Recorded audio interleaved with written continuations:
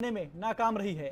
इस बीच अमेरिकी नवनिर्वाचित राष्ट्रपति डोनाल्ड ट्रंप ने ऐलान किया कि वह सत्ता संभालते ही कनाडा पर 25% का टैरिफ लगाएंगे। इस मुद्दे तो इनका कैरियर ही खत्म है, पॉलिटिकल कैरियर और व्यक्तिगत कैरियर जो भी है वो खत्म है। ठीक है, तो उसका परिणाम है कि कनाडा ही सफर कर रहा है और जस्टिन ट्रूडो का तो राम नाम सत्य हो गया जी। तो कनाडा का हाल पाकिस्तान जैसा होने वाला है अगले 10-15 सालों में जी। और इस अहम मुद्दे पर चर्चा करने के लिए हमारे साथ कुछ खास मेहमान जुड़ गए हैं। AK मिश्रा जी हैं, विदेशी मामलों के जानकार हैं। मत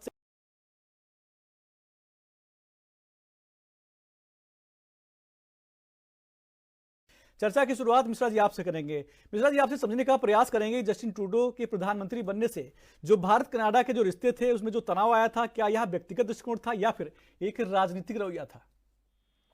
देखिए, भारत और कनाडा के रिश्तों की बात को अगर हम दीगर कर दें, अलग कर दें, तो जस्टिन ट्रूडो का जो अपने राष्ट्र की राजनीति के लिए और इंटरनेशनल पॉलिटिक्स के लिए जो एक मैच्योरिटी और समझ होनी चाहिए वो जस्टिन ट्रूडो में है ही नहीं।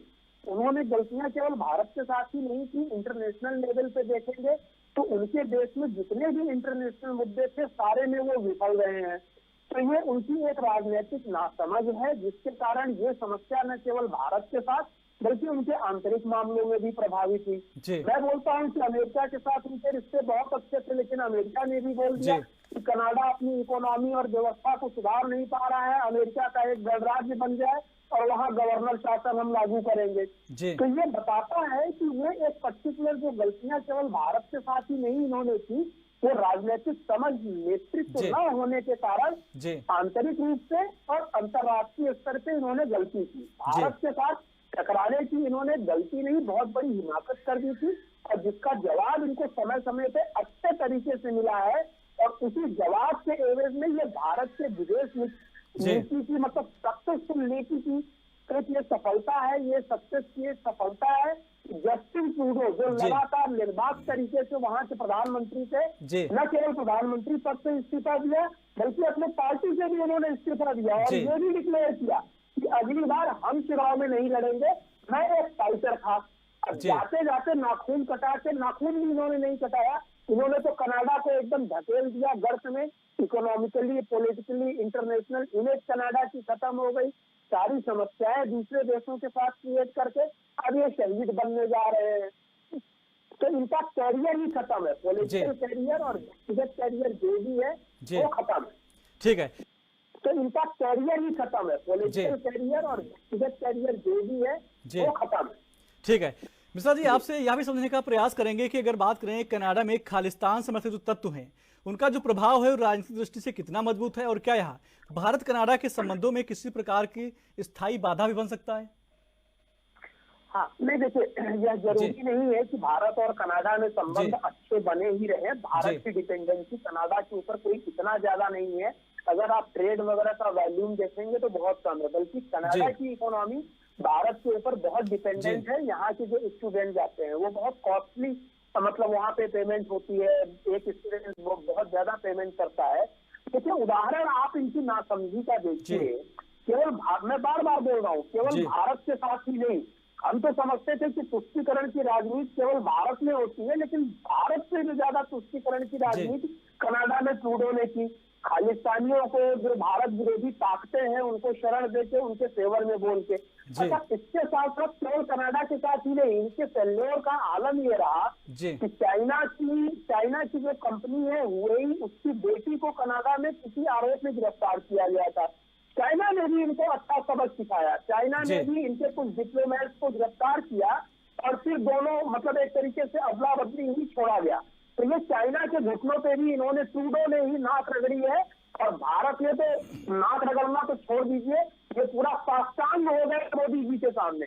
पूरा इनका कैरियर खत्म हो गया। कैरियर के साथ साथ कनाडा की इकोनॉमी और कनाडा का जो एक इंटरनेशनल ट्रस्ट बना था पूरी दुनिया में, वो इंटरनेशनल ट्रस्ट फैक्टर बहुत डाइल्यूट हो गया। भारत से पंगे लेके, भारत के साथ एक तरीके से डिप्लोमेटिक कूटनीतिक चाले करके इन्होंने अपने साथ सारे लोगों को इकट्ठा कर लिया। अमेरिका को भी अपने फेवर में इकट्ठा करने की कोशिश की, खालिस्तानी आतंकवादियों को शरण देने की कोशिश की, इंटरनेशनल प्लेटफॉर्म पे भारत के खिलाफ आरोप लगाए, कई तरीके के झूठे प्रूफ दिए, जो कि ये प्रूफ भी नहीं करता है।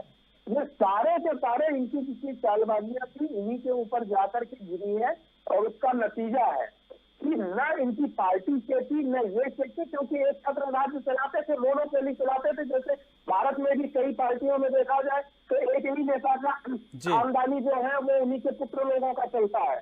तो उसका परिणाम है कि कनाडा ही सफर कर रहा है, और जस्टिन ट्रूडो का तो राम नाम सत्य हो गया। तो उसका परिणाम है कि कनाडा ही सफर कर रहा है, और जस्टिन ट्रूडो का तो राम नाम सत्य हो गया। जी मिश्रा जी, आपके पास आएंगे और समझने का प्रयास करेंगे। अगर लिबरल पार्टी की बात करें, जो अगला पीएम बनेगा कनाडा का, वो विदेश नीति में अगर कोई परिवर्तन नहीं करते हैं, तो आपने देखा कि कनाडा ने भी क्या दशा मचा दी थी। कनाडा के लिए कितना घातक था जो चीज़ें, चाहे भारत के साथ रिश्ते हों या फिर अमेरिका के साथ रिश्ते हों, संबंध खराब हुए। लेकिन अगर कोई नया प्रधानमंत्री बनता है लिबरल पार्टी की तरफ से, तो क्या जो विदेश नीति है उसमें कोई बदलाव की आवश्यकता नहीं होगी?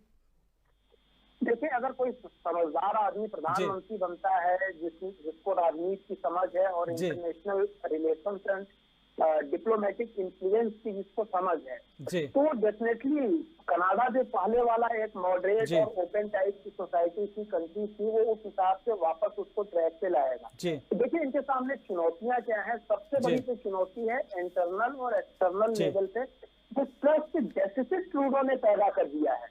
अमेरिका इनके ऊपर विश्वास नहीं कर रहा है, तो इसीलिए बोल रहा है कि जी आप अमेरिका में शामिल हो जाओ। चाइना के साथ इनका डिस्प्यूट है, भारत के साथ इनका डिस्प्यूट है, और मजेदार बात यह कि जितने भी आरोप इन्होंने किसी भी देश पे लगाए या जो इन्होंने इनिशियल डॉक्यूमेंट दिए, ये उसको प्रूफ ही नहीं कर पाए। तो कनाडा को लेकर के पूरी दुनिया में एक बहुत फेल्योर और ट्रस्ट डेफिसिट टाइप का जो है कंडीशन बना हुआ है। तो पहली प्रायोरिटी ये होगी कि ट्रस्ट डेफिसिट को खत्म किया जाए, और दुनिया के सभी मुल्कों के साथ, सभी देशों के साथ कनाडा का व्यवहार, एक बहुत ही व्यवहार कुशल संबंध जो है डेवलप किया जाए। सभी स्टूडेंट्स भी, अब देखिए, जब से कनाडा और इंडिया का टर्मोइल चला है, बहुत सारे स्टूडेंट्स, बहुत सारे ऐसे लोग जो कनाडा इंडिया से जिनके रिलेशन थे, वहां रहते थे या यहाँ थे या आते जाते रहते थे, तो उनके मन में एक बहुत बड़ी फ्रस्ट्रेशन और अनिश्चितता का माहौल पैदा हुआ। ऐसे कंडीशन में कोई इन्वेस्टमेंट वहां नहीं करना चाहता है। अगर आपकी नीतियां सुरक्षित नहीं है, आपकी नीतियां ट्रस्टवर्दी नहीं है, तो केवल बिजनेस ही नहीं, दुनिया भर के इन्वेस्टर्स वहां आपके यहाँ नहीं जाएंगे।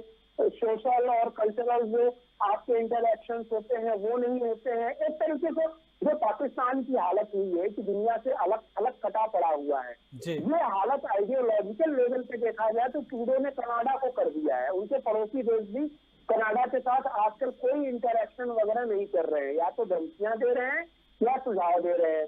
तो पहला सबसे बड़ा चैलेंज है कि ग्लोबल लेवल और इंटरनल लेवल पे जो ट्रस्ट डेफिसिट है उसको कंफर्म किया जाए, सेटल डाउन किया जाए। दूसरा सबसे बड़ा चैलेंज ये होगा, ये पिछले 5-10 सालों में पॉलिटिक्स की दशा और दिशा को, यानी मुद्दों को और पॉलिटिकल सोच को कनाडा में इन्होंने एक अलग तरीके से सोच को निर्मित कर दिया। यानी कि कनाडा की पॉलिटिक्स में एक किस तरीके की सोच बनी कि जो खालिस्तानी है वही कनाडा के भागी विधाता है।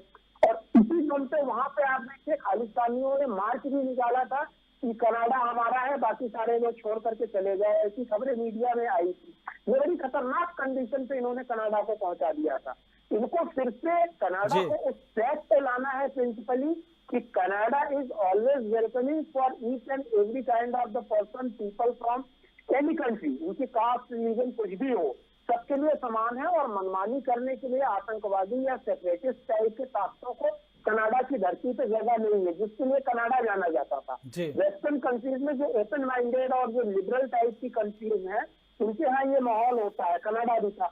तो इंटरनल और एक्सटर्नल लेवल पे इन प्रिंसिपल को रीइस्टैब्लिश करना एक बहुत बड़ी चुनौती होगी, क्योंकि नया प्राइम मिनिस्टर जैसे ही ये सुधार के कार्यक्रम लागू करेगा, तो जो वहां पे तत्व, ऐसे अराजक तत्व बैठे हैं, वो उनका विरोध करना शुरू करेंगे। तो एक टसल तो शुरू होनी ही होनी है कनाडा में, अगर पॉलिटिकल इन्वायरमेंट को चेंज करके दुनिया के साथ कदम ताल मिलाते हुए एक लिबरल और डेमोक्रेटिक कंट्री के रूप में इमेज को डेवलप करना है। अगर ये चीजें डेवलप हो गई तो बिजनेस रिलेशंस भी सुधर जाएंगे, दुनिया के दूसरे मुल्कों के साथ इंटरैक्शन, कल्चरल, पॉलिटिकल भी सुधर जाएंगे, और कनाडा वापस ट्रैक पे आ जाएगा। अगर ये नहीं सुधरी तो कनाडा का हाल पाकिस्तान जैसा होने वाला है अगले 10-15 सालों में। जी